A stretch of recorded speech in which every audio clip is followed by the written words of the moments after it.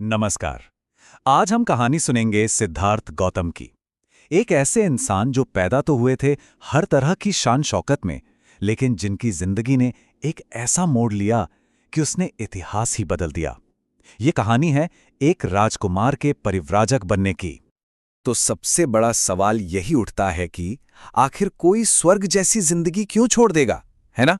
सिद्धार्थ की कहानी असल में इंसान के स्वभाव और उसके जीवन के मकसद से जुड़े एक बहुत गहरे राज को खोलती है।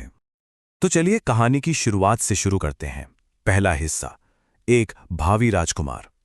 ये कहानी शुरू होती है एक भविष्यवाणी से जिसने एक राजकुमार की पूरी किस्मत पहले ही तय कर दी थी। तो उनके पिता थे राजा शुद्धोधन और माँ थी रानी महामाया। लुम्बिनी वन में सिद्धार्थ गौतम का जन्म होता है और जन्म के ठीक बाद ऋषि असित उस नन्हे राजकुमार को देखने पहुंचते हैं और आप कह सकते हैं कि यहीं से कहानी का सबसे बड़ा मोड़ शुरू होता है। ऋषि असित ने उस छोटे से बच्चे में एक महापुरुष के 32 लक्षण देखे और उन्होंने एक भविष्यवाणी की कि ये बालक बड़ा होकर दो में से एक ही रास्ते पर चलेगा। या तो वो एक चक्रवर्ती सम्राट बनेगा, पूरी दुनिया पर राज करेगा, या फिर वो एक बुद्ध बनेगा। लेकिन फिर एक अजीब बात हुई। ऋषि असित मुस्कुराने के बाद अचानक रोने लगे।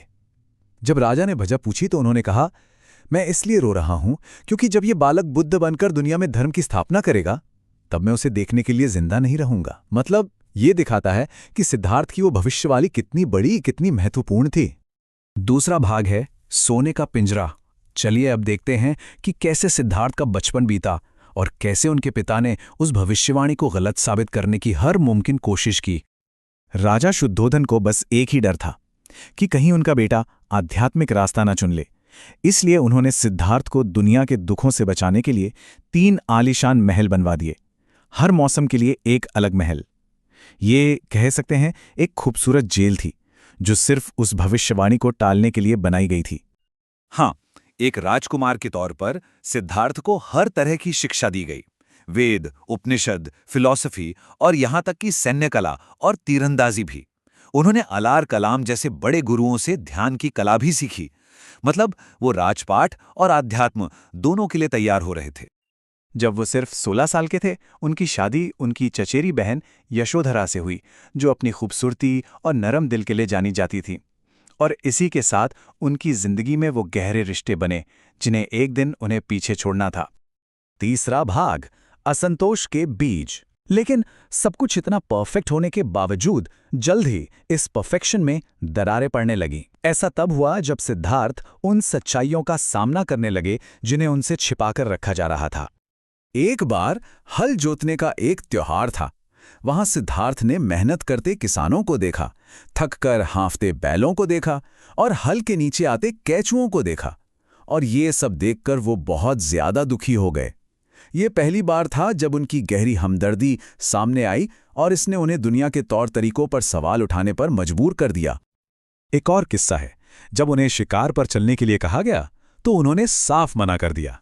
उन्होंने कहा, मैं हिरण और खरगोश जैसे बेजुबान जानवरों को नहीं मारने वाला। मुझे ऐसे मासूम जानवरों को मारने में कोई तुक नजर नहीं आता। ये बात एक योद्धा राजकुमार से उम्मीद की जाने वाली बातों से बिल्कुल अलग थी। और वो मशहूर किस्सा तो है ही, जब उन्होंने अपने चचेरे भाई देवदत्त के घायल किए हुए एक पंछी को बचाया था। तब उन्होंने तर्क दिया था कि जान बचाने वाले का उस पर ज्यादा हक होता है, जान लेने वाले का नहीं। ये घटना दिखाती है कि उनके अंदर विचारों का कैसा संघर्ष चल रहा था। चौथा भाग, विभाजित राज्य। अब तक सिद्धार्थ के मन में जो संघर्ष चल रहा था वो अब एक बड़े बाहरी टकराव की शक्ल लेने वाला था। एक ऐसा टकराव जो उनके विचारों को एक राजनीतिक मोड़ दे देगा। हुआ ये कि शाक्यों और उनके ही चचेरे भाइयों कुलियों के बीच रोहिणी नदी के पानी को लेकर एक बहुत बड़ा विवाद खड़ा हो गया।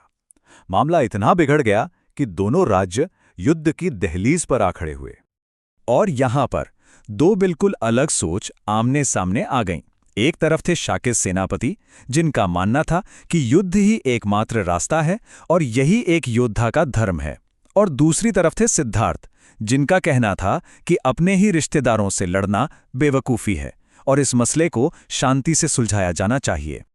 तो इस मामले पर शाक्यों की सभा यानी संघ में वोटिंग हुई और फैसला युद्ध के पक्ष में गया। युद्ध की घोषणा का प्रस्ताव पास हो गया। सिद्धार्थ की शांति की अपील को ठुकरा दिया गया और इस तरह वो सीधे सीधे अपने ही लोगों के खिलाफ खड़े हो गए।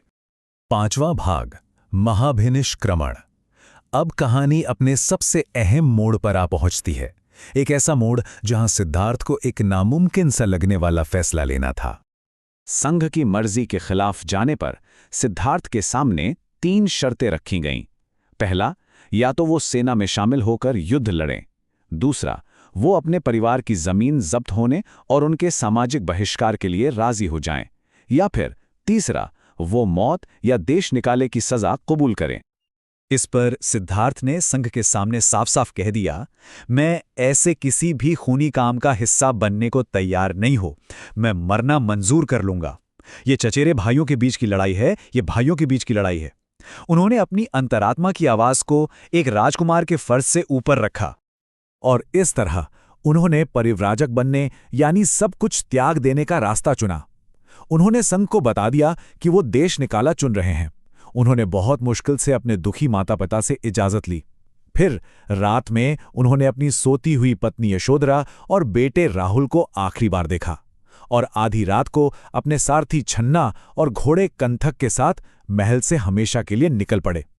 वो एक राजकुमार की तरह नहीं, बल्कि एक परिव्राजक, एक सन्यासी की तरह निकले, एक ऐसे सफर पर जो आगे चलकर दुनिया को बदलने वाला था। ये उनके राजकुमार वाले जीवन का अंत था और ज्ञान की खोज की शुरुआत। अनोमा नदी के किनारे पहुंचकर उन्होंने अपने बाल काट दिए, अपने शाही कपड़े उतारकर एक आम इंसान के कपड़े पहन लिए और अपने सारथी और घोड़े को महल वापस भेज दिया। ये उनकी पुरानी पहचान को पूरी तरह से त्याग देने का आखिरी कदम था। तो आखिर में एक सवाल सोचने के लिए रह जाता है कि असली हिम्मत किस में है, युद्ध लड़ने में या युद्ध से मुंह मोड़ लेने में? सिद्धार्थ का यह फैसला हमें एक ऐसे सवाल पर सोचने के लिए मजबूर करता है जो शायद आज भी उतना ही जरूरी है।